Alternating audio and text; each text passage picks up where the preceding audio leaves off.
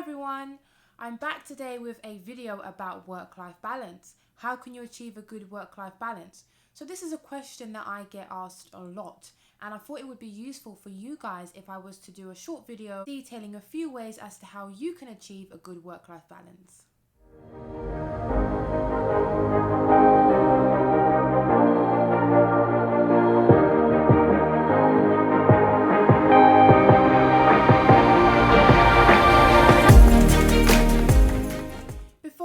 Make sure you give the video a thumbs up if you liked it, and don't forget to subscribe and make sure you turn that bell on so you know when I'm releasing my next video. So what is a work-life balance? Well, according to the Cambridge Dictionary, a work-life balance is the amount of time you spend doing your job compared with the amount of time you spend with your family and doing things that you enjoy. So when you're not at work, things that you will be doing will include spending time with your family, spending time with your friends, essentially having a social life. And then obviously things like household chores, personal care, sleeping, eating. You may have hobbies that you like to do in your spare time, shopping, and if you're a spiritual person, then you may have your own spiritual needs and pursuits. Why is it important to have a good work-life balance? Well, having a good work-life balance is important in any job, but particularly in a medical career where we're exposed to long hours. Often when we do on calls, we could be working for 12, 13, 14 plus hours straight. We're also exposed to high-pressured environment and stressful situations. We are stretched intellectually, mentally, emotionally, physically. And let's not forget, doctors are human too. We have our own wants and needs. Now, when you have a good work-life balance, this ensures that you're able to complete the job to the best of your ability. Now, we also know that doctors and medical students suffer from a range of mental health conditions. And often doctors and medical students may not speak out because they feel that speaking out about their mental health may be detrimental to their career.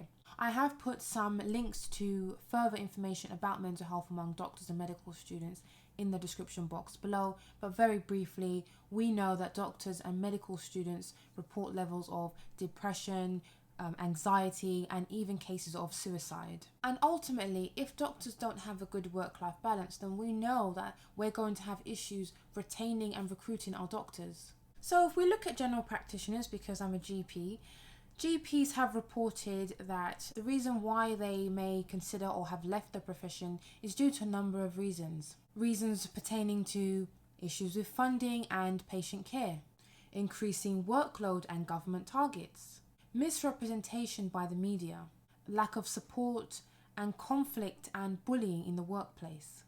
So the RCGP issued a statement this year, during February this year, in relation to GPs and recruiting our workforce and retaining our workforce.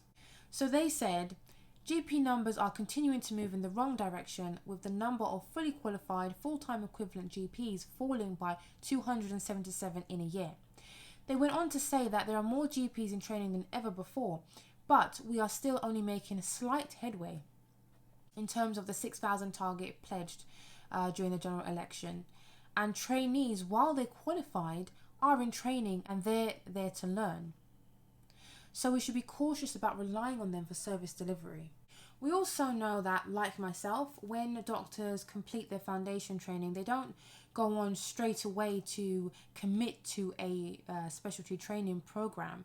Instead, they might take career breaks. So during 2011, 71% of foundation or FY2 doctors went on to another training program and to continue their training.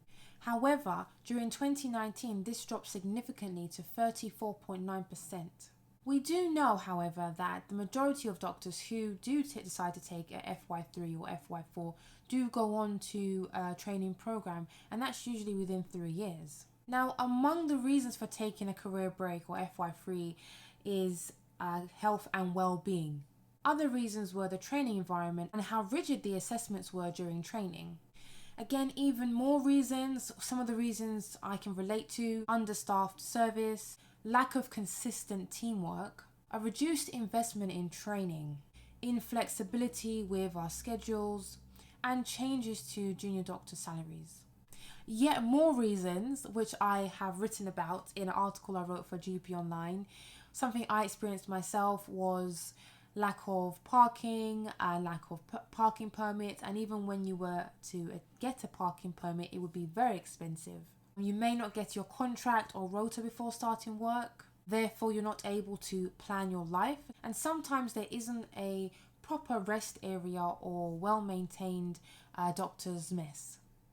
But one of the big reasons as to why doctors are feeling the way they do about training or the career is the lack of feeling valued and supported. And I know that was one of the big reasons for me. I didn't choose medicine so that I could be given a pat on the back every 5 minutes, but a bit of gratitude and a bit of feeling valued and supported goes a very long way with boosting your morale and ensuring that you want to keep coming to work and want to keep doing your job. So now I'm going to talk about what you can do to achieve a good work-life balance. Before I do start, I just want to point out that we have to recognize that the very nature of our job, being doctors and in the environment that we work in, means that it's going to be difficult to achieve a good work-life balance. I think once you acknowledge that and you remember the reason why you chose medicine, it will be much easier for you to try and work towards and achieve a good work-life balance. It may also make it much easier for you to not have this internal conflict that might be going on within you. So what can you do? So if we divide it into what you can do at work first of all, I know it may be hard, but if you can, it's really important to create a really good working environment. So by this I mean try to be a considerate and supportive team player. Enjoy it and make sure you have loads of fun where appropriate, of course. Ensure you have good time management and prioritization skills. So this will include making sure that you have time for a short break when it's safe to do so, making sure that you have something for lunch. I do talk about time management skills in an earlier video which you may want to check out. Now you'll be assigned a supervisor at work, so make sure you make use of them. If they're not doing what they're meant to and they're not supporting you, then make sure you speak up about it. And this is something I really want to stress. If you're unwell, then make sure you rest and rest at home. There is a culture in medicine that if you're sick, you should just battle on and come to work. But I would actually argue that if you're unwell and if you're sick, then you can't treat the sick and you can't treat your patient to the best of your ability. There was an example when I was a junior and I had some time off because I was unwell, and my consultant told me that there are consultants and other doctors who are unwell and they're connected to IV drips and they still come to work. If a task isn't urgent, then leave it. You can do it when you come in tomorrow. And make use of the on-call team. Hand over when you need to and when it's appropriate. I remember when I was a junior, if I used to hand over things, not to everyone, but there would be some select people that I would go to hand over to, and then they would make a big fuss about taking the job. Now, if it's inappropriate, then by all means, then you shouldn't be handing it over. But if it's something that you can't stay behind to do, there's an on-call team, and so you need to hand over. That's what they're there for. Now, you finished work, you're at home. What can you do when you get home to make sure that you have this good work-life balance? Well, one thing that I often use is making sure I keep my work and my personal life very separate. If you've had a bad day, then of course no one wants to have a bad day. Talk about it, talk to someone, whether that's your friend or colleague or your supervisor. Write a reflective log on it, but don't dwell on it, because when you're at home there's not much you can do about it. Again, something I make sure I have to be very strict with myself about is having a cut-off time. So this means that there's going to be a time when I stop responding to emails and I stop doing whatever it is that's not relating to my personal life and relaxing and winding down time, basically. Make sure you practice good sleep hygiene, because you're going to need your rest. You're going to need to sleep. Have a warm bath, meditate, pray if you're spiritual. It's really important to mute notifications. Try not to go into social media. Try not to respond to work emails and messages, however tempting this may be. And when you're at home, be at home. Spend time with whoever's at home with you, whether that's your family, your housemates. And I'm going to say it again, improve your time management skills. Exercise, because we know how beneficial exercise is to our mental and physical health. Make time for you. Now, like myself, it may be hard for you to stay positive, but staying positive is really important for many, many reasons. When you feel that you're having a negative thought, acknowledge that first and foremost, and then try and counteract that with a positive thought, a positive action. The more you practice this, the better you'll be, and you'll find that you'll just be positive and optimistic without even realizing it. I do talk about having a positive mindset in an earlier video, which you may also want to check out. Now, I'm always harping on about the BMA in my videos, and there's a reason for that. The BMA are your advocates. They are there to help you, so please make use of them. Even I've had to consult with the BMA on many occasions. They have employment advisors. They have people who can advise you about your contract, about your working situation. So don't hesitate to pick up the phone and call them or send them an email. They really are there to help you. If you're not a member, then you must make sure you join today, and I will leave a joining link in the description box below for you to click on and make sure you join. One thing I think many people don't remember is occupational health. They're also there to help you. Make sure that you find out where and who is the occupational health team in your hospital or department and go and consult with them. Don't forget your GP. GPs are a great source of support, and if they can't help you directly, then more often than not, they'll point you in a direction to help you and support you. So don't forget about your GP. We can help. There is also the Practitioner Health Programme. They are a confidential service, so consult with them if you do feel that you need support and you can't access support where you are, or you feel uncomfortable about speaking to someone in your immediate environment.